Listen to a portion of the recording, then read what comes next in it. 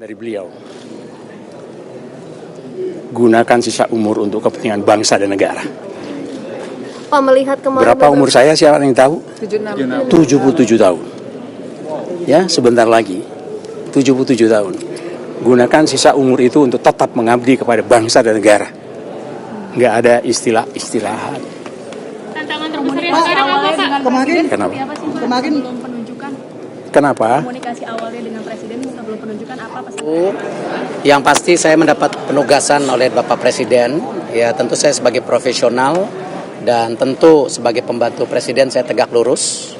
Di mana ini kadang-kadang orang lupa antara olahraga dan pemuda, padahal Menteri Pemuda dan Olahraga. Artinya kalau kita bicara pemuda itu ada 131 juta pemuda yang ke depan ini merupakan basis dari bangsa kita itu sendiri. Artinya pemuda ini ke depan harus kita bangun ya secara kapabilitas. Selamat sore rekan-rekan sekalian, baru saja saya dilantik sebagai Badan Komunikasi Pemerintah di penambahan penugasan dari Bapak Presiden di bidang komunikasi. Ini bukan badan baru, tapi ini transformasi dari PCO.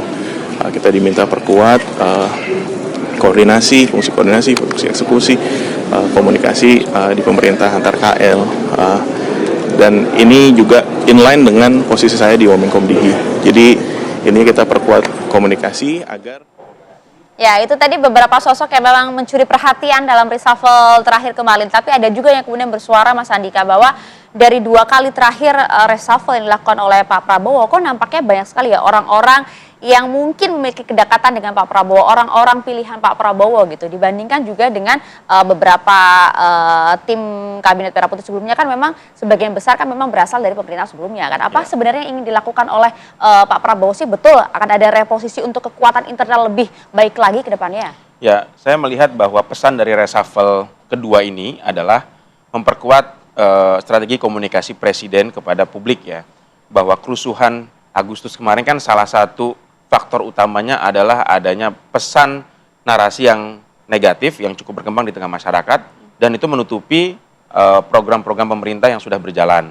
Sehingga dengan diangkatnya Anggaraka Prabowo yang saat ini sebagai kepala badan komunikasi pemerintah ya, bukan komunikasi Presiden, tapi pemerintah, ini memberikan pesan bahwa Presiden ini ingin program-program yang sudah berjalan itu terkomunikasikan dengan baik kepada masyarakat yang selama ini belum optimal. Di sisi lain kalau kita lihat dari kepala PCO sebelumnya kan memang itu adalah satu badan, satu lembaga yang dibentuk di era Pak Jokowi, ya, baru kemudian di masa transisi dilanjutkan oleh Presiden Prabowo. Nampaknya hal ini dinilai kurang optimal oleh Presiden, sehingga Presiden membutuhkan langsung anak kandungnya ya, anak kandung ideologis Presiden untuk bisa berkomunikasi kepada masyarakat. Angga ini kan tim medianya pada saat kampanye kan ya? Betul, kepala tim media Prabowo ketika pemilu, kemudian juga sudah pernah menjadi sekretaris pribadi Presiden, sehingga sudah memiliki hubungan alamiah dengan Presiden yang lebih dalam dan mampu membaca apa pemikiran, gagasan dari Presiden kepada publik. Dan yang terpenting adalah akses. Ya, kita lihat bahwa saat Pak Hasan Nasbi itu menjadi kepala PCO, akses ini kan nampaknya kurang dalam ya, sehingga barangkali itu yang membuat juga kantor PCO ini tidak optimal dalam menjalankan perannya. Oke, menarik juga karena beberapa nama kan tidak hanya Anggaraka Prabowo saja, tapi juga Jamari Caniago yang juga cukup menarik perhatian ya. Betul. Dan kalau kita lihat juga kan pengangkatan wakil kepala BGN, Nani Deyang itu kan juga memiliki latar belakang ilmu komunikasi atau jurnalis ya. Saya juga melihat bahwa ini memberikan pesan BGN sebagai signature programnya Presiden yang diharapkan mampu meningkatkan image Presiden, kinerja Presiden di mata publik, ini kurang terblow up dengan baik. Saya menduga bahwa ditempatkannya Nani S. Dayang yang selama ini juga menghandle urusan komunikasi Pak Prabowo di masa Pilpres, itu juga memberikan pesan bahwa BGN ini harus lebih cetar di mata masyarakat. Langsung gebrakan-gebrakan ya di awal ada gitu keinginan untuk mengakselerasi agar BGN ini bisa lebih cepat ya, karena saat ini kan baru 20 juta atau baru berapa juta ya, 8 juta ya. Sementara target Presiden ingin menyasar 80 juta penerima manfaat BGN ini. Oke, Mas Dika, yang cukup menarik adalah salah satu yang jadi highlight publik ini jabatan yang double, rangkap gitu, bisa 2, bisa 3 begitu ya. Anggaraka kan termasuk di sana begitu. Anda lihatnya gimana? Apakah ini tidak menjawab aspirasi dari masyarakat untuk tidak hanya adanya double posisi tadi begitu. Pak Menkom DG kan? Ya, kalau tadi kita lihat pernyataan dari Mas Anggaraka ini kan bahwa ada hubungan antara posisi sebagai wamen dengan sebagai kepala Badan Komunikasi Pemerintah ya. Tetapi kalau kita lihat sebenarnya kalau sudut pandangnya ada efisiensi, harusnya ini dirampingkan saja. Ataupun jabatan wamen itu bisa dikosongkan, nggak harus diisi juga gitu kan. Nah, ini juga bisa menjadi kritik masyarakat selanjutnya kepada pemerintahan Pak Prabowo kalau double rangkap jabatan ini berlangsung dengan cukup masif ya, dan kita harap ini tidak terjadi di banyak posisi, karena saya pikir bangsa ini juga masih banyak orang-orang yang berkualitas, yang baik, yang bisa memainkan peran di posisi-posisi tersebut gitu ya. Mas Adi. Ya, bagi saya dua hal. Pertama, memang menteri dan kepala badan termasuk wamen, pertama harus bekerja maksimal, itu penting. Yang kedua, fungsi komunikasi yang tadi sudah kita diskusikan adalah penyampai apa yang sudah dilakukan oleh pemerintah. Misalnya soal program makan bergizi gratis. Harus ada penjelasan yang saya kira komprehensif bahwa makan bergizi gratis itu bukan soal bagaimana anak-anak kita itu mampu mengakses gizi yang gratis. Harus ada upaya menjelaskan bahwa badan yang sehat, gizi yang sehat, ini akan ada kemungkinan akan melahirkan SDM yang bisa meningkatkan kapasitas, kemampuan, dan intelektualitas.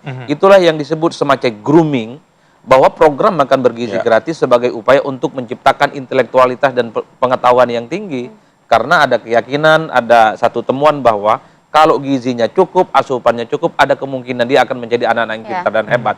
Nah, ini tidak terkonfirmasi. Apalagi kita tahu adalah bahwa soal program makan bergizi gratis ini kan anggarannya cukup fantastis dan Masya Allah banget gitu. Perlu ada penjelasan yang saya kira kemanfaatannya yang signifikan. Dan jangan hanya dilihat bukan untuk jangka 4 tahun, 3 tahun, tapi ini adalah untuk long term. Bahwa anak-anak didik kita yang mulai dari TK dan SD dan seterusnya itu memang didesain sebagai calon-calon pemimpin yang hebat, mereka top, resource-nya, kapasitasnya, gizinya oke, dan tentu saja pengetahuan dan otaknya itu bisa diandalkan. Itu yang kemudian kalau diamplifikasi, mau 100%, 200% APBN dipakai, pasti akan disupport oleh publik. Wajar kalau kemudian ingin memperkuat dalam konteks komunikasi adalah sebagai penebalan.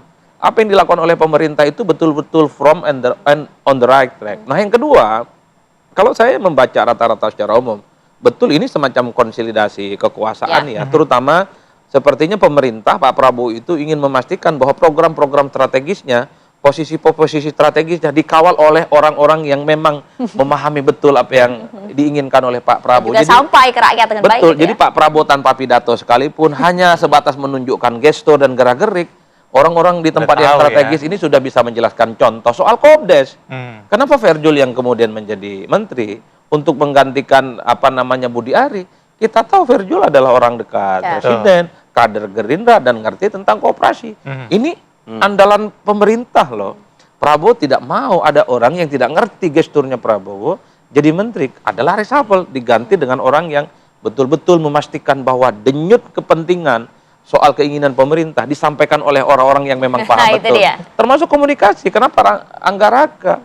Mewakili segala-galanya, mewakili Gerindra, mewakili dekat istana, dan tentu harapannya adalah komunikasi pemerintahan jangan lagi ada yang sebelumnya, ada kisru, ada kegaduhan. Blunder sana sini tidak, jangan sampai gitu ya. Ukuran lingkar pinggang ada kaitannya dengan umur lah.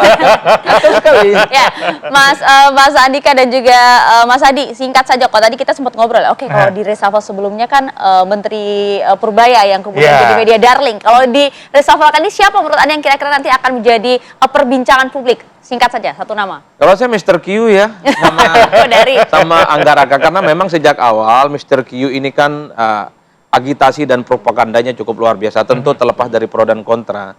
Tapi Mr. Q itu dari segala kontroversinya yang saya baca adalah mampu menjelaskan hal-hal yang dia bela dengan terukur dan rasional. Begitupun dengan Anggaraka yang saya kira memang portofolionya memang kuat di media. Penyampaian pesan-pesan komunikasinya sangat mudah untuk dipahami oleh publik. Bagi saya ini adalah dua orang yang per hari ini paling banyak dibicarakan. Mas Andika? Ya, jadi kalau saya melihat gini, Pak Prabowo ini punya karakteristik leadership yang nggak suka gaduh gitu ya. Jadi bagi para menteri nih ya, sebenarnya kadang-kadang juga menghadapi dilema. Kalau bekerja terlalu serius, terlalu bagus gitu ya, ini kan pasti ada yang suka, ada yang nggak suka. Yang suka akan memberikan spotlight, yang nggak suka akan mencari-cari kesalahannya. Nah, Siapa kalau tuh menterinya ini namanya, nggak jago-jago banget dalam mengcounter, memitigasi serangan-serangan dari yang tidak sukanya itu, ini bisa membuat Pak Prabowo sebagai presiden merasa, loh kok ini pemerintahan saya kok atau anak buah saya gaduh mulu gitu ya. Nah ini juga. Satu nama dong Mas. Kalau saya melihat yang akan mendapatkan spotlight adalah Mas Angga dan ya Mr. Q, karena pesan dari reshuffle ini adalah meningkatkan kualitas komunikasi publiknya. Kalau dua orang ini ya bisa bekerja optimal, kemudian saling topang, ya ini akan menjadi game changer baru ya dalam strategi komunikasi pemerintah Itu kepada dia. Titipan produser kami, jangan sampai susah dikontak nih dua orang ini. Kalau komunikasi baik, tolong dong ya. Iya. Kan udah sering banget kita undang di sini tapi nggak bisa. Kadang-kadang anak buah lebih susah dikontak dibanding presidennya. Itu dia. Gawat tuh kalau gitu. Oke deh, kita lihat nanti bagaimana komunikasi pemerintahan saat ini bisa lebih baik lagi dan juga mudah diterima oleh rakyat ya. Terima kasih Mas Andika, terima kasih Mas Adi. Pemirsa, kita akan jeda terlebih dahulu. Usai jeda kami hadirkan informasi yang cukup mengiris hati ini. Ada 2 balita cacingan di Provinsi Bengkulu yang mendapatkan perawatan intensif di rumah sakit. Kedua pasien ini sebelumnya kedapatan dengan kondisi cacing keluar dari mulut dan juga hidungnya. Kami hadirkan usai jeda, tetap bersama kami.